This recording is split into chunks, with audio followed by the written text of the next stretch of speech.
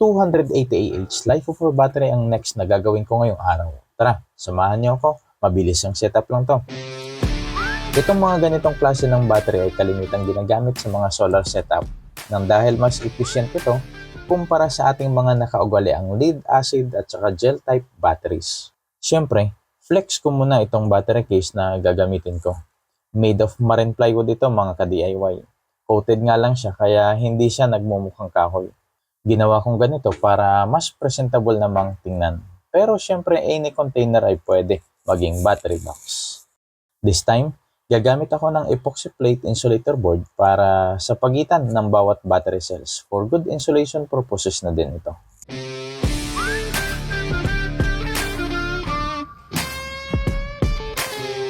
Eto na, mas malinis tingnan, no?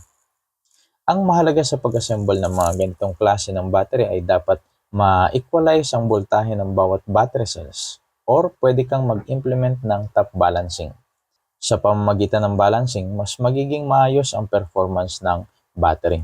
Unang step ay ikonekta ang mga busbar sa bawat terminals ng mga battery ng naka-series connection para makabuo ng 12 volts output. Ang mga LiFePO4 battery cells ay may nominal voltage na 3.2 volts at ito ay may fully charged state na 3.65 volts. Kaya ito ay nangangailangan ng 14.6 volts na maximum charging voltage. At ang full charge nito or yung tinatawag na resting voltage ay nasa 13.6 volts.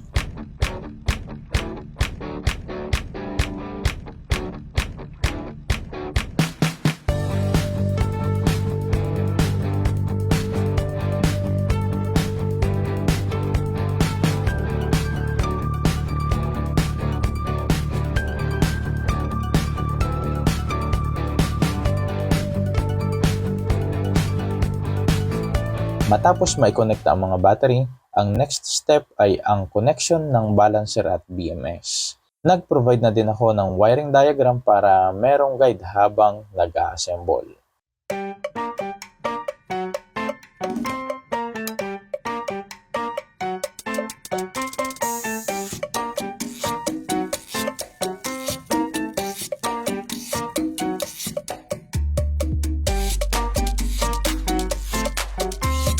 Tapos may wiring ang balancer at BMS. Terminal wires naman. Mahalaga nakatornilyo ng maayos ang mga wiring upang maiwasan ang loose connection. Poor connections din minsan ang dahilan kung bakit natutulog ang BMS. Walang output kahit fully charged ang mga battery cells. Ano nga ba ang kayang paganahin ng mga ganitong battery setup? Itong setup na ginawa ko ay 12 volt setup na may 280 Ah capacity. Ibig sabihin, kaya nitong mag-provide ng almost 3.5 kWh of power. Ibig sabihin, kung meron kang 100 watts na load sa bahay mo, approximately kaya nitong paganahin sa loob ng 35 hours. Tagal, no? Pwedeng-pwede na, hindi na masama. Pero syempre, itong mga ganitong setup ay medyo magastos kumpara dun sa mga traditional na setup ng battery. Para sa mga magtatanong, 16K to 20K kayang mabuo itong ganitong klase ng setup, magkakatalo na lang sa presyo at quality ng piyesa na gagamitin mo.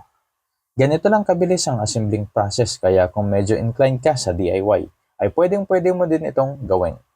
Hanggang sa muli! AVG Solutions.